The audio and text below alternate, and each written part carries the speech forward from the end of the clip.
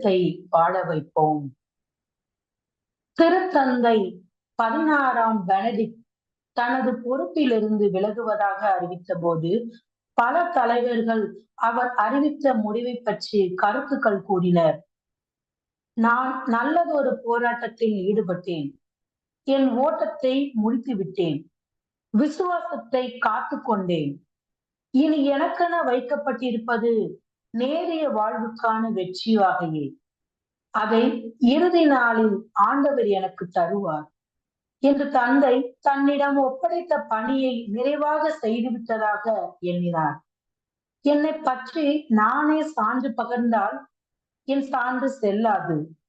என்னை பற்றி சான்று பகர வேறு ஒருவர் இருக்கிறார்.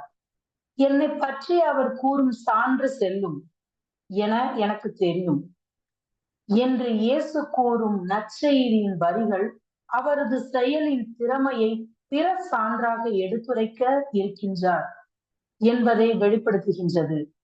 இறை பக்தியோ மத நம்பிக்கையோ இல்லாத ஒரு மனிதநேய பணியாளர் ஒருவர் இந்தியாவின் வாரணாசி நகரில் மனித உரிமை பற்றிய மக்களின் கண்காணிப்பு குழு என்ற அமைப்பை நடத்தி வருகின்றார். இந்து மதத்தில் பிறந்து அங்கு நிலவிய சாதிய பிரிவுகளையும் தலித் மக்கள் தீண்டத்தகாதவர்கள் என்ற நிலைப்பாட்டையும் கண்டு மதத்தையும் இறைவனையும் தொடக்கத்தில் வெறுத்து ஒதுக்கினார்.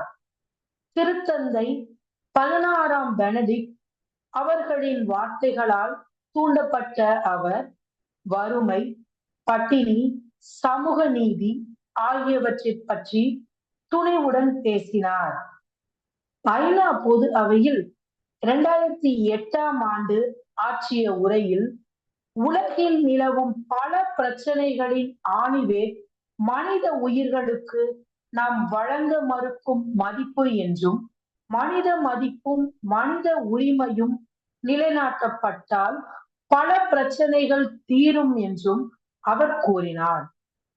மனிதம் எதிர்காலத்தில் வாழ வேண்டும் எனில் ஆன்மீக தலைவரான இந்த திருத்தந்தை 16ஆம் பெனடிக்ட் அவர்கள் சொல்லித்தந்த பாடங்களை இவ்வுலகம் கேட்பது மிகவும் அவசியம் என்றும் வலியுறுத்தியுள்ளார்.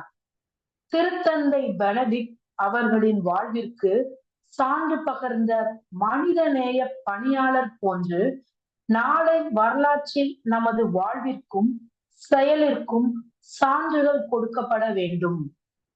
அவ்வகையில் நமது செயல்களும் வாழ்வும் இருக்க வேண்டும்.